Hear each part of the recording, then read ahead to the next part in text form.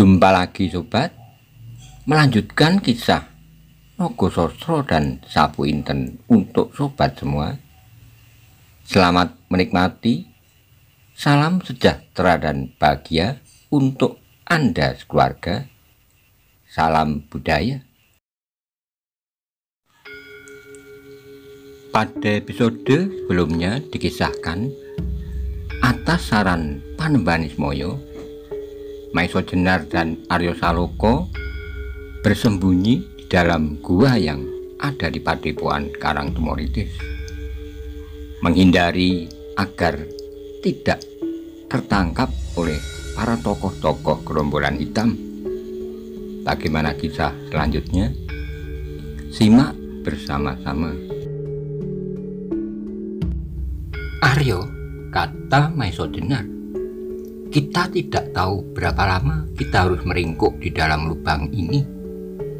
Tapi aku kira sehari dua hari ini si Morudro masih belum akan bertindak. Karena itu kita mempunyai cukup waktu untuk menyusur gua ini sebelum kita mendapat kabar dari cantrik tadi. Aryo Saloko adalah seorang anak yang ingin mengetahui segalanya. Karena itu segera ia menjawab, "Paman, tidakkah kita mencoba melihat setiap segi gua ini?" "Marilah," jawab Maiso Jenar. Maka segera dengan hati-hati mereka mulai masuki bagian yang lebih dalam lagi. Di beberapa bagian lubang-lubang yang menembus ke atas masih terdapat, dan sepanjang bagian yang masih mendapat penerangan itu ternyata terdapat bekas-bekas tempat bermain para cantrik. Di situ terdapat pula alat-alat memasak dan beberapa perlengkapan lain. Tetapi ketika kemudian mereka sampai ke bagian yang lebih gelap, hilanglah semua bekas-bekas yang menunjukkan bahwa tempat itu pernah didatangi oleh para cantrik. Perlahan-lahan Maiso Jenar dan Aryo Saloko menyusuri lubang gua yang semakin lama menjadi semakin sempit dan gelap. Pada hari yang pertama, mereka menghentikan pengamatan mereka sampai di situ. Tak ada yang istimewa di dalamnya, kecuali di beberapa tempat terdapat tetesan-tetesan air yang jernih. Agaknya para cantrik sering menampung air yang tetes itu pula untuk masak-memasak. Pada hari kedua, Maiso Jenar dan Aryo Saloko kembali menyusuri lubang gua itu jauh lebih ke dalam. Karena pandangan mereka yang sudah agak biasa di dalam gelap, maka meskipun remang-remang mereka dapat melihat di dalam gua itu, namun yang tampak hanyalah bayangan batu-batu yang menjorok tak teratur. Ada yang runcing, ada yang seperti gerigi, dan ada yang halus licin seperti digosok. Juga pada hari kedua mereka tak mendapatkan apapun yang menarik perhatian. Dengan perasaan jemu, mereka kembali ke ujung gua, di mana mereka menemukan cantrik yang mengantarkan mereka telah berada di situ. "Ada sesuatu yang terjadi?" tanya Maiso Jenar tak sabar.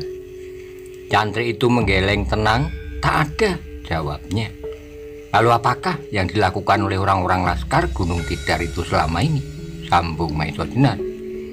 "Menari dan menyanyi-nyanyi seperti orang gila," jawab cantrik itu. "Mereka berbuat aneh-aneh. Kami tidak melihatnya dengan jelas. Tadi malam kami mencoba mengintip mereka, meskipun kami sama sekali tak berani mendekati. Tapi dari jarak yang sedang, kami melihat mereka menari-nari mengelilingi perapian dengan lagu yang aneh-aneh. Lebih mengherankan lagi, di antara mereka terdapat pula laskar-laskar perempuan. Dan apa yang kami lihat adalah sangat mengerikan. Kami hampir tak percaya pada mata kami. Lebih-lebih lagi, perempuan yang mereka anggap pimpinan mereka, yang mendapat gelar harimau betina dari Gunung Tidar." Mendengar cerita cantrik itu, mulut Maiso Jenar terasa terkunci. Tak sepatah kata pun ia menjawab, dadanya berdentang-dentang dengan kerasnya. Apalagi ketika ia sadar bahwa tak ada sesuatu yang dapat dilakukan. Dengan adanya Simorodro dari Alas Lodoyo dan Bugel Kaliki, maka setiap usahanya pasti akan sia-sia. Karena itu untuk sementara ia terpaksa membiarkan segalanya terjadi sampai ia menemukan suatu cara untuk mengatasinya. Cantri itu tidak lama tinggal di dalam gua. Segera setelah ia menambah bekal-bekal untuk Maiso Jenar, ia minta diri. Dengan hati-hati sekali ia mengendap keluar dan kemudian hilang di balik semak-semak di muka mulut gua. Cerita Cantri itu menambah prihatin Maiso Jenar. Ia merasa seperti orang yang sama sekali tak berarti. Alangkah bodoh dan picik pengetahuan yang dimilikinya, sehingga ia terpaksa membiarkan kemaksiatan itu berlaku di hadapannya tanpa suatu daya apapun untuk mencegahnya. Karena kejemuannya pula, maka pada hari ketiga Maiso Jenar dan Aryo Saloko masuki gua itu lebih dalam lagi. Batu-batu runcing bertebaran di sepanjang dindingnya. Ketika mereka sampai di bagian lebih dalam lagi, tiba-tiba langkah mereka terhenti. Lamat-lamat mereka mendengar gemerisik halus di sekitar tempat itu. Dengan ketajaman panca inderanya, Maiso Jenar mencoba untuk mengetahui sumber bunyi itu. Tetapi sebentar kemudian bunyi itu telah lenyap. Namun meskipun demikian, Maiso Jenar dan Aryo Saloko menjadi bertambah berhati-hati. Apalagi sesaat kemudian bunyi itu terdengar lagi, agak lebih dekat. Sekarang jelas bagi Maiso Jenar bahwa bunyi itu bunyi langkah manusia. Karena itu ia menggamit Aryo Saloko dan dengan isyarat ia menyuruhnya untuk waspada. Tapi kemudian suara itu lenyap kembali. Kemudian Maiso Jenar dan Aryo Saloko pun tidak mau berkisar dari tempatnya. Mereka berdua perlahan-lahan sekali mendekat pada dinding gua. Untuk berapa lama mereka bertahan di situ, mereka menunggu setiap kemungkinan yang dapat terjadi. Dan apa yang mereka tunggu-tunggu tiba-tiba muncullah. Di dalam gelap mereka melihat sesosok tubuh berjalan perlahan-lahan sekali dan sangat hati-hati. Tetapi agaknya ia masih belum melihat Maiso Jenar dan Aryo Saloko yang berdiri merapat di dinding. Meskipun barangkali orang itu telah mendengar langkah mereka, sebab ternyata orang itu berjalan mendekati mereka. Tetapi ketika jarak mereka tinggal beberapa langkah, agaknya orang itu dapat pula melihat Maiso Jenar dan Aryo Saloko. Cepat ia menghentikan langkahnya dan tiba-tiba ia meloncat dan berlari menjauh. Maiso Jenar dan Aryo Saloko menjadi curiga. Karena itu segera mereka menyusulnya, namun orang itu berlari terus meskipun tidak begitu cepat karena gelap. Sedang Maiso Jenar dan Aryo Saloko tidak dapat berlari cepat.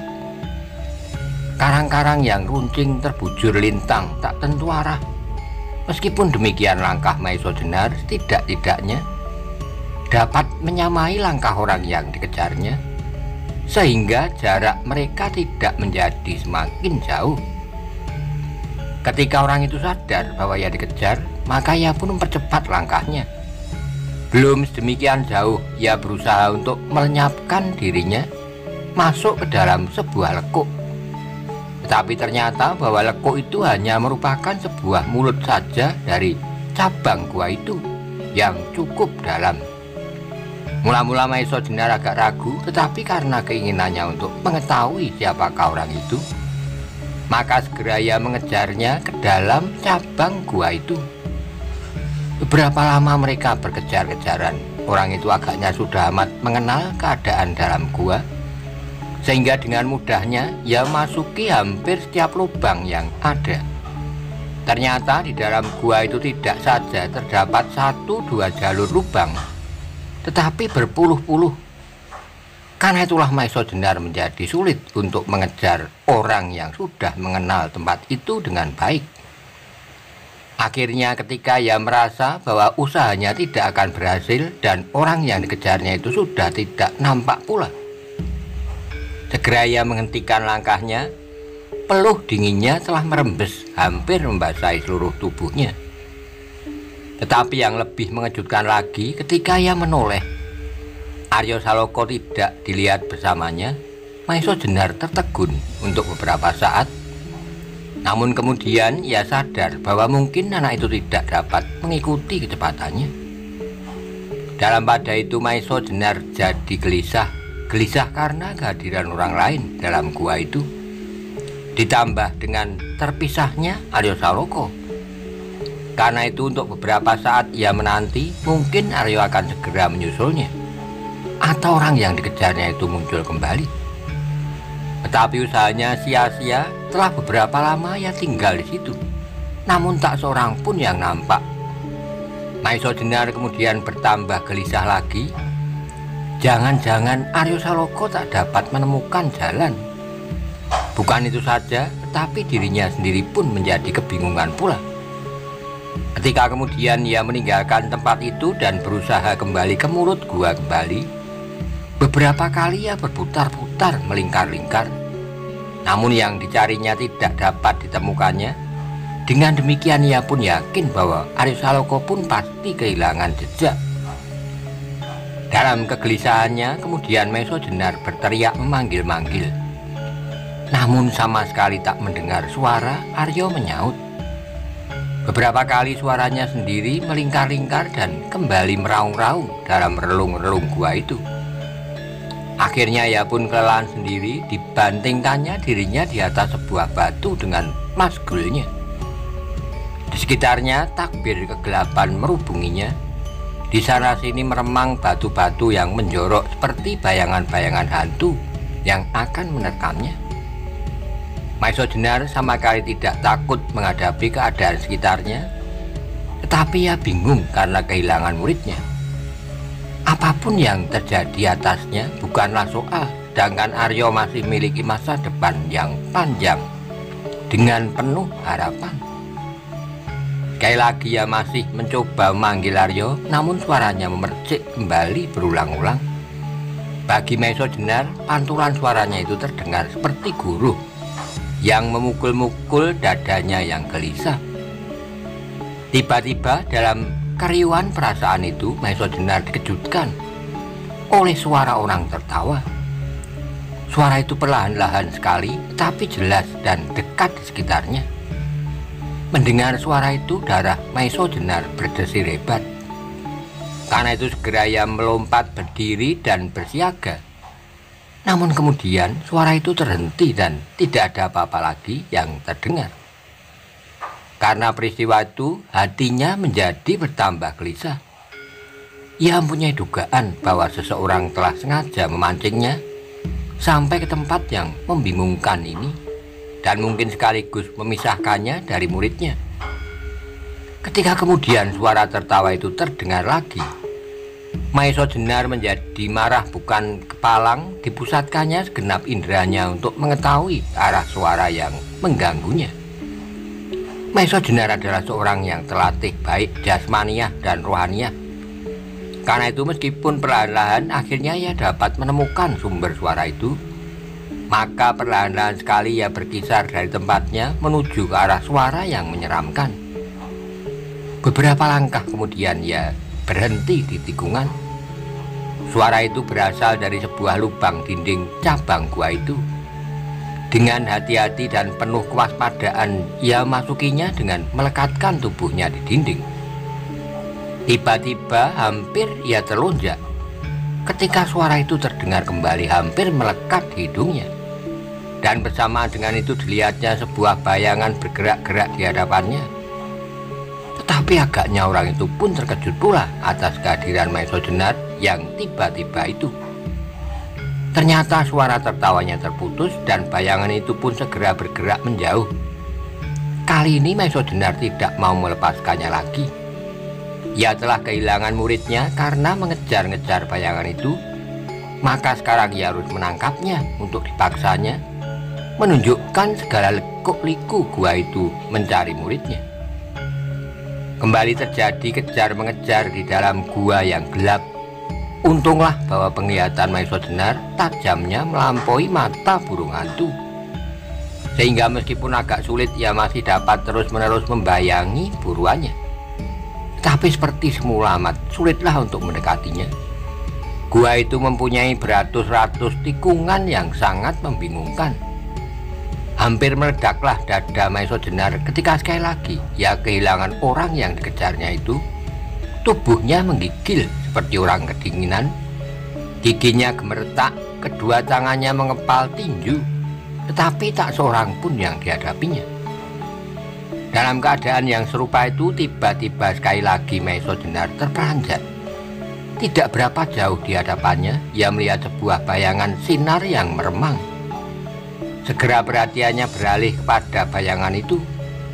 Cepat-cepat ia melangkah mendekati, dan apa yang ditemukan adalah sebuah lubang yang agak besar.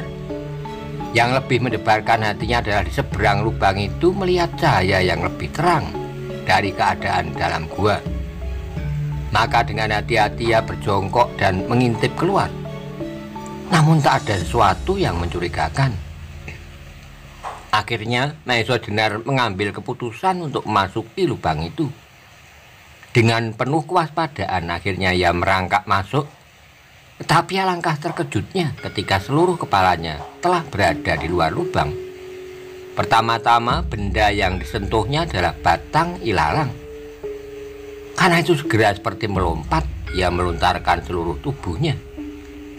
Pada saat itulah angin senja menghembus tubuhnya dengan segarnya. Batang-batang ilalang di sekitarnya yang tingginya melampaui tubuhnya bergoyang-goyang ditiup angin. Di sebelah barat masih membayang warna-warna merah, tetapi matahari telah tenggelam di bawah kaki langit.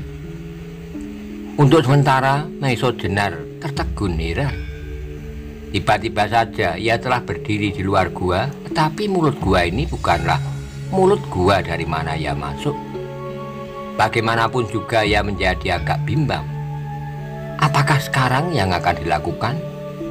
Akhirnya ia mengambil keputusan untuk menghadap Panembahan Ismoyo, sebab ia yakin bahwa ia masih berada di Bukit Karang Tumoritis.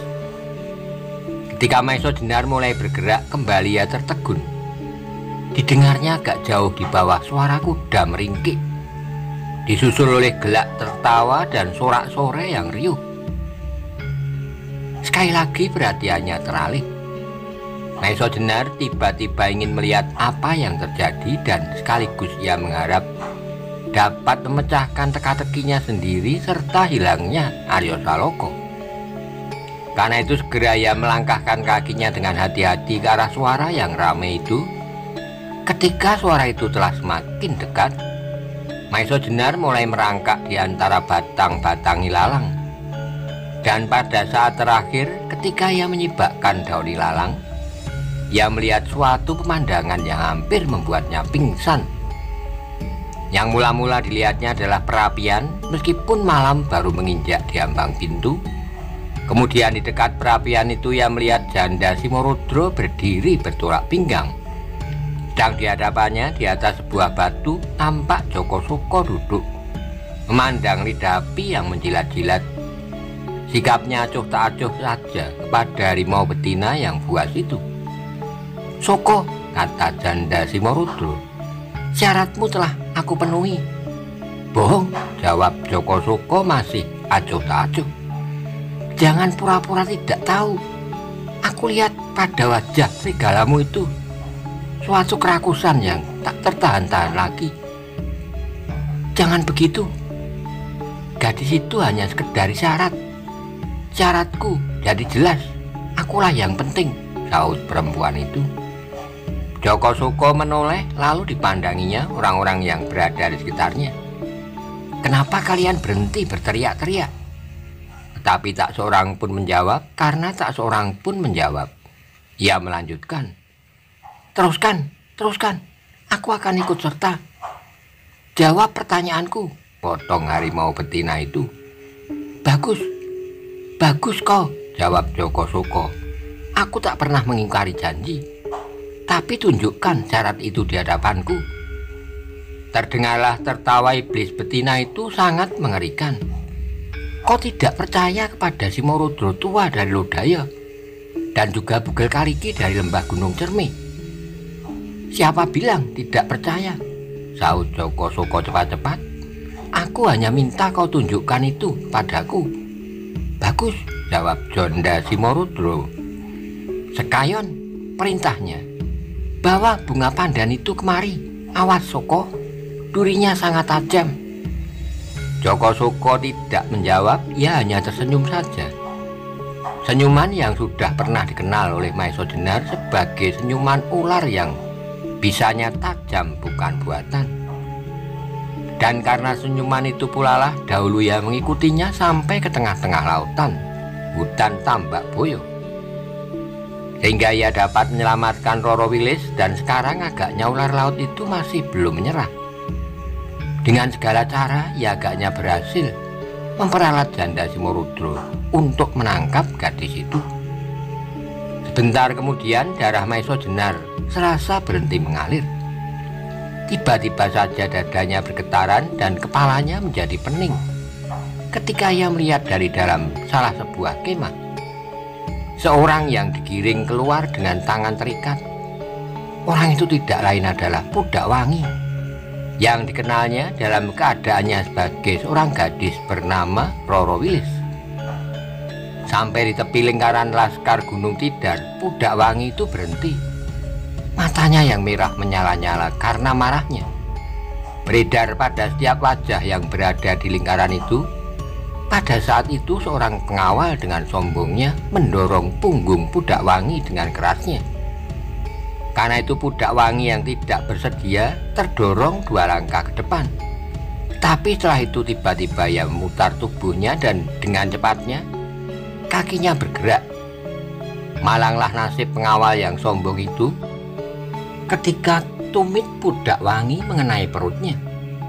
Meskipun tendangan itu tidak terlalu keras, tetapi karena tepat mengenai arah ulu hati, maka segera orang itu jatuh tersungkur tak sadarkan diri. Melihat peristiwa itu, dengan cepatnya Janda Simorodro meloncat maju. Dengan marahnya, kau masih berani menyombongkan diri di hadapanku? Tetapi sebelum harimau betina itu dengan kuku-kukunya menyobek wajah Pudak Wangi, terdengar tertawa yang rendah memuakkan dan terdengarlah Joko Soko berkata, kau benar-benar seorang pemarah. Kalau syarat yang kau bawa itu kau rusakkan, batalah perjanjian kita. Langkah Janda Simorodro berhenti. Setelah merenung sejenak ia menjawab, ular laut, kau benar-benar membuat aku gila dan berbuat hal-hal yang sangat bertentangan dengan kehendakku. Tapi biarlah, akan aku serahkan umpan ini dengan utuh kepadamu. Sekali lagi terdengar Joko Soko tertawa pendek. Matanya yang redup tetapi memancarkan sinar yang mengerikan memandangi Pudak Wangi dari ujung rambutnya sampai ke ujung kakinya. Jangan memandang begitu, kata Janda Simorodro. Kalau aku yang kau pandangi demikian, mungkin aku sudah pingsan. Joko Soko tidak menjawab, tapi ia berdiri dan melangkah ke arah Pudak Wangi yang masih berdiri terpaku dengan wajah yang merah membara. Ketika Janda Simorodro muda itu melihatnya, maka dengan tertawa nyaring berkata, Joko Soko, aku masih belum menyerahkannya kepadamu. Apalagi yang ditunggu, sahut Joko Soko. Aku akan menyerahkan kepadamu dalam satu upacara resmi di hadapan laskarku sebagai saksi. Tapi tidak sekarang. Aku masih memerlukannya. Sebab dengan adanya gadis itu di dalam tanganku, aku mengharap kehadiran seorang lagi